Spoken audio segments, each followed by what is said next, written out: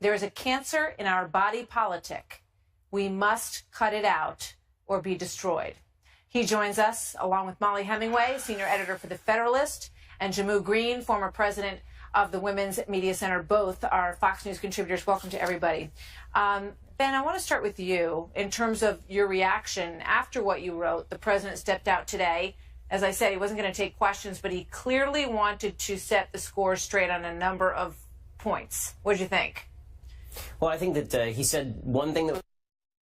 And he said a bunch of things that were not really good for him or good for the country. The one thing that he said that was true is that the radical left, which has been violent all throughout the country, Antifa has been violent in Sacramento, in Berkeley, in Charlottesville, it's a real danger, and the media have been ignoring that because they prefer to focus in on the white supremacists who are doing their damage, their evil damage, evil people in Charlottesville. The part that President Trump said that I thought was really quite egregious is when he made light of the alt-right. Somebody asked him about the alt-right. He said, what is the alt-right? Can you define the alt-right? And then he suggested that a bunch of people who were protesting on Friday night, those Friday night protests involved people chanting about Jews not replacing them and about white supremacy. And he said some of those people were very fine people, very nice people. I don't see the purpose of that. The whole point of the column that I wrote is that you have these two nefarious fringe forces that are becoming mainstream, the violence of Antifa and the nasty white identity politics of the alt-right. And both of those need to be condemned full scale. I saw the president condemn one of those today. I didn't see the president fully condemn the other. Yeah. Jimmy, what was your takeaway today?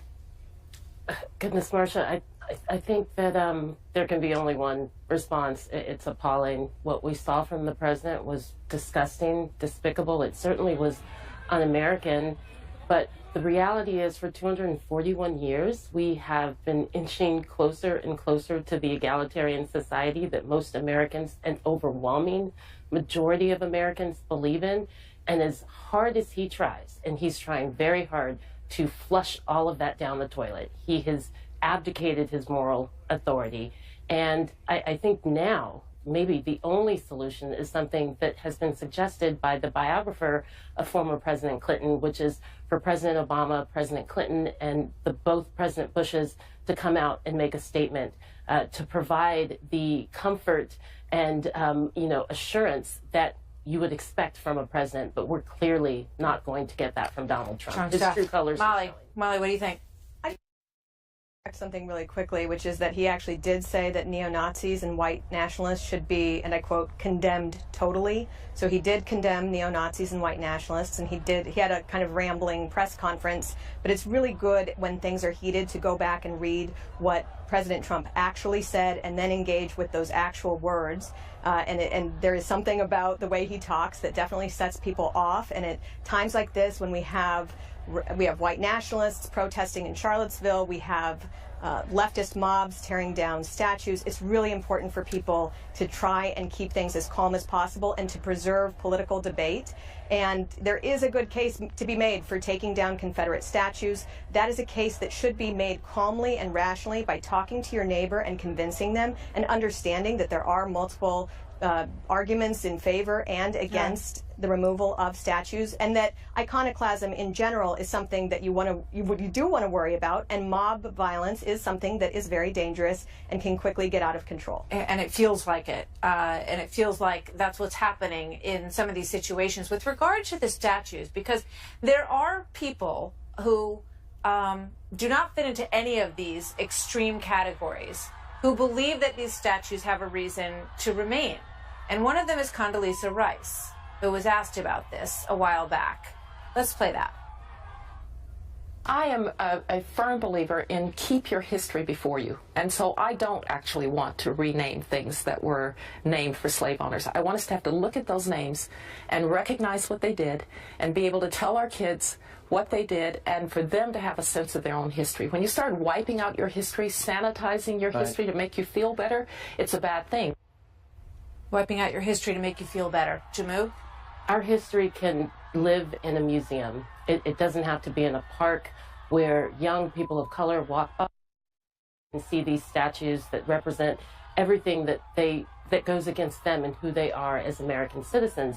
You don't go to Germany and see statues of Adolf Hitler. It's fine to make sure that we remember history so we don't repeat it, but having these statues on federal property, on state government property, in parks, does nothing but harm individuals who understand what the Civil War was about, and it was an attack on them. And again, all of the progress we have made, we are not at a place in our country where the President of the United States, regardless of what his words were, he defended people who stood at that statue and shouted, "Death to Jews." That is what they were shouting Friday night. There is no excuse for that. And I think anyone who saw his performance on Saturday, yesterday, and today, you can understand where his authenticity is. You understand where his passion is. Ben, and it is certainly let's not on the right side of history. Reaction.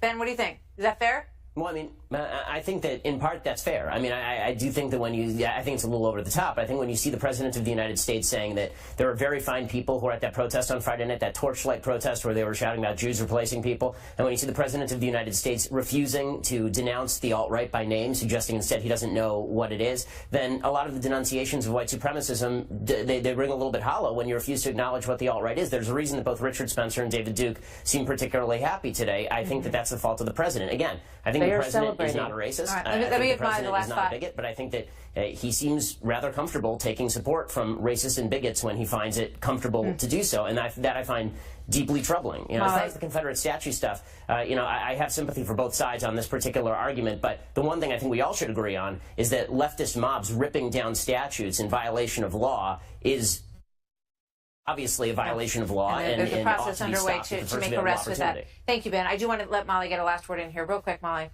Just, again, it's important for people. It seems like many people in our media and our president and our political leaders are not doing a good job at calming things down, but we can work together, neighbor to neighbor, to have decent civil conversations, and we should all work to do that. Well said. Thank you to all of you for being here tonight. So we're going to take a